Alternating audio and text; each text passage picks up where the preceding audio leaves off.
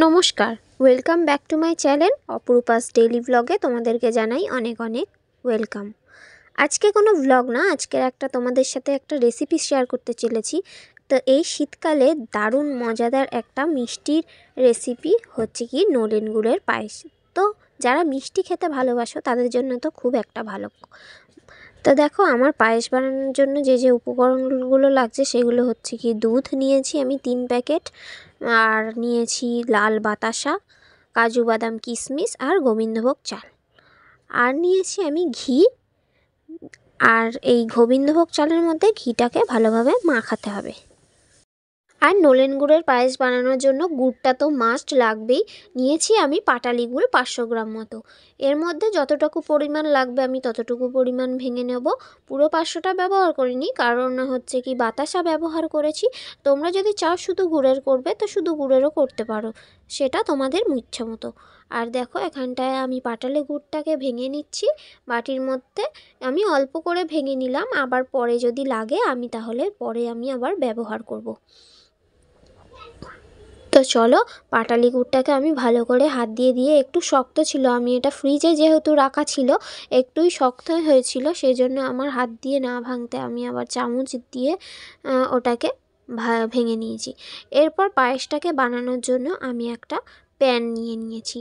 তো তোমরা যে যে পাত্র ব্যবহার করতে পারো, হাঁড়িতেও করতে পারো। তো দেখো, আমি এখানটায় দুধগুলোকে একটা কেটে কেটে ঢালছি। তো 3 প্যাকেট দুধ আমি দুধের প্যাকেটটা কেটে আর কি ধুয়ে নেব। ধুয়ে জল ব্যবহার করেছি অল্প পরিমাণে, সামান্য, কারণ দুধের প্যাকেটের মধ্যে যে দুধগুলো লেগে থাকে সেগুলো তাহলে একটু জল দিয়ে ধুয়ে নিতে পারবো। তো চলো এক এক করে আমি দুধগুলো ঢেলে নিই।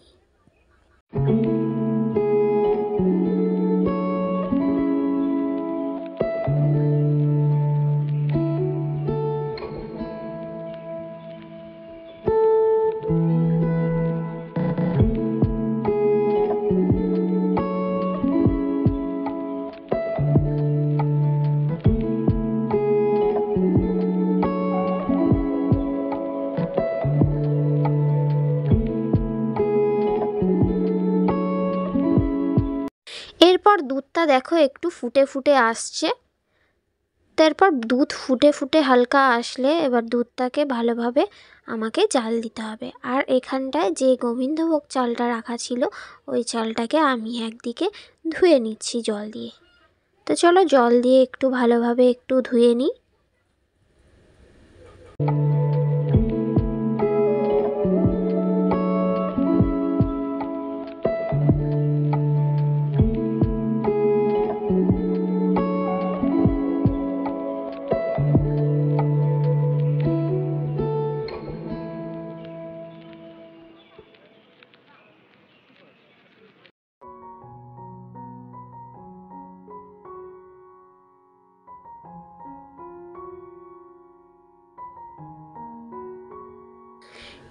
এরপর আমি এই গোবিন্দভোগ চালের মধ্যে ঘিটা আমি নিয়ে নেব। ঘিটা ভালোভাবে নিয়ে আর কি অল্প সামান্য ঘি নিতে হবে, খুব একটা বেশি না। তো ঘিটাকে নিয়ে আমি গোবিন্দভোগ চালটাকে ভালোভাবে মাখিয়ে নিয়েছি। এতে না পায়েসটা খেতে খুব সুস্বাদু হয় আর স্মেলটাও খুব দারুণ আসে।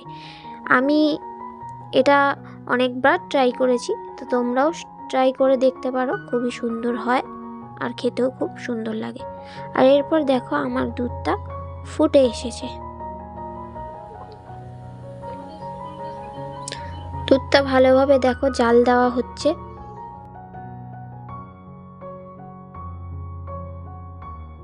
দুধটা ফুটে গেলে এরপর আমি লো ফ্লেমে দিয়ে হাতা দিয়ে ভালো করে নাড়িয়ে নাড়িয়ে দুধটাকে একটু গাঢ় করে জাল দেবো। যতক্ষণ না একটু ঘন হয়ে আসে দুধটা, ততক্ষণ আমি হাতা দিয়ে একটু নাড়াচাড়া করে দুধটাকে জাল দিব।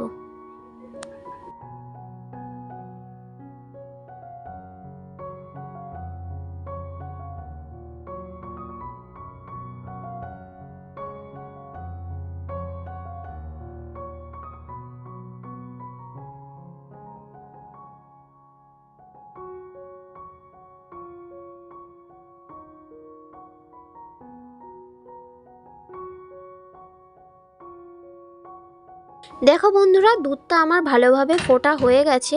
আর এরপর আমি চালটাকে দিয়ে দেব।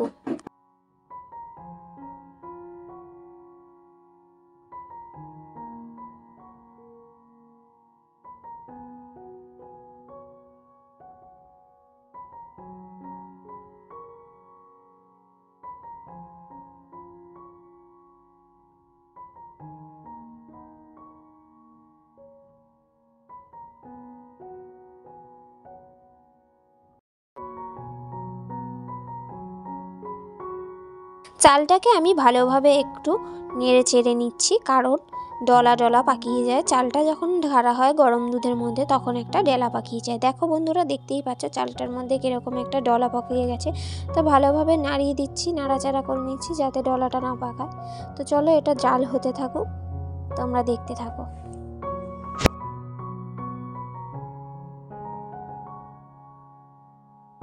চাল আর দুধটা ভালোভাবে ফুটছে, আর যাতে তলায় না লেগে যায় এর জন্য আমি বারবার হাতা দিয়ে একটু নেড়ে ছেড়ে দিচ্ছি।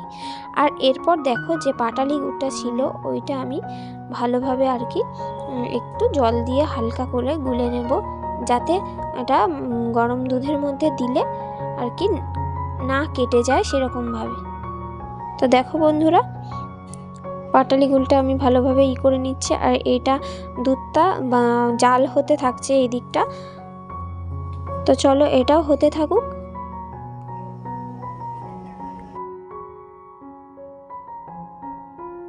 দেখো বন্ধুরা, চাল আর দুধটা কিন্তু ফুটে ফুটে পুরো অর্ধেক হয়ে গেছে, অনেকটাই হালকা হয়ে গেছে। আর আমি এই পায়েসটা কিন্তু একদম গাঢ় বানাবো না, এই পায়েসটা আমি একটু হালকা হালকা মানে হালকা একটু ঝোলা ঝোলা রাখবো, কারণ আমার পায়েস আর কি ঝোলা পায়েসটাই খেতে বেশ ভালো লাগে আমাদের।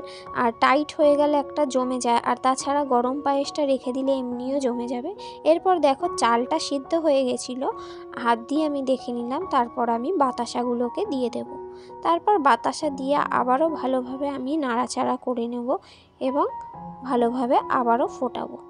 আর আমি এই পায়েসটা লো ফ্লেমে দিয়ে করেছি, মাঝে মাঝে একটু মিডিয়াম ফ্লেমে দিয়েছিলাম। একদম হাই ফ্লেমে দেবেন না বন্ধুরা, তাহলে একদম হাই ফ্লেমে দিলে চাল ঠিকমতো সেদ্ধ হবে না, আর তাড়াতাড়ি দুধটাও শুকিয়ে যাবে, আর তখন পায়েসটা একদম গাঢ় হয়ে যাবে।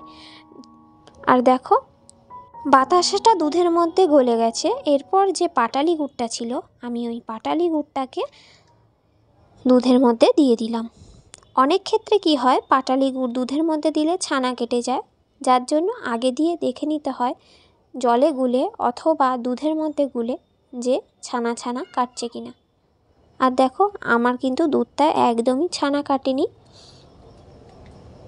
তো চলো পাটালি গুড়টাকে দিয়ে আমি ভালোভাবে নাড়াচাড়া এরকম আবারও নাড়াচাড়া করতে থাকবো, যাতে তলায় না আমার লেগে যায়।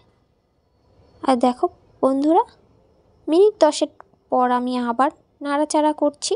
এরকমভাবে নাড়াচাড়া করতে করতে করতে করতে বেশ পায়েসটা কিন্তু একদম গাঢ় হয়ে গেছে। আর এরপর যে কাজু বাদাম আর কিশমিশ ছিল সেটা আমি পায়েসের মধ্যে দিয়ে দিচ্ছি, এটা সবার শেষে। এরপরে আর একটু আমি নাড়াচাড়া করে নিলাম। আর দেখো আমার কিন্তু একদম অলরেডি পায়েসটা রেডি হয়ে গেছে। আর দেখতেই পাচ্ছ কতটা দুধ আছে এখানটায়, আমি কিন্তু দুধটা অনেকটাই পরিমাণ দিয়েছি, আর চালটাও কিন্তু, আর পরিমাণটা আমার বলা হয়নি, আমি 1.5 লিটার দুধে 100 গ্রাম চাল নিয়েছিলাম। আর দেখো বন্ধুরা, আমি বাটির মধ্যে পায়েসটাকে ঢেলে নিচ্ছি। দেখতেই পাচ্ছ এটা কিন্তু পরে জমে যাবে, এটা চিন্তার কোনো কারণ নেই, আর খেতেও ভীষণ টেস্টি হবে। আর দেখো পায়েসটা দেখতে কত সুন্দর হয়েছে। আর যেই বাটির মধ্যে আমি বেড়ে নিয়েছি কাজু বাদাম আর কিশমিশ দিয়ে আমি এটাকে পরিবেশন করলাম। তোমরাও এইভাবে পায়েসটা ট্রাই করো, খেতে ভীষণই ভালো হবে, টেস্টি হবে। আর আমার এই পায়েসটাও খেতে ভীষণই সুন্দর, সুস্বাদু এবং সুগন্ধ হয়েছিল। তো তোমাদের এই রেসিপিটা কেমন লাগছে বন্ধুরা অবশ্যই কমেন্টে জানাবে। আর যারা নতুন বন্ধু আসছো তারা আমার চ্যানেলটিকে সাবস্ক্রাইব করে প্লিজ পাশে থেকো, পাশে থাকা বেল আইকনটি প্রেস করে দিও। আর পুরনো বন্ধুরা যারা আমার ভিডিও দেখছো তাদেরকে অনেক অনেক ভালোবাসা। তো দেখো বন্ধুরা, আমার পায়েস একদম রেডি। তো আজকের ব্লগটা আমার এই পর্যন্তই থাকলো, দেখা হচ্ছে নেক্সট আরেকটি নতুন ভিডিওর মাধ্যমে। তো চলো বন্ধুরা, সবাইকে টাটা।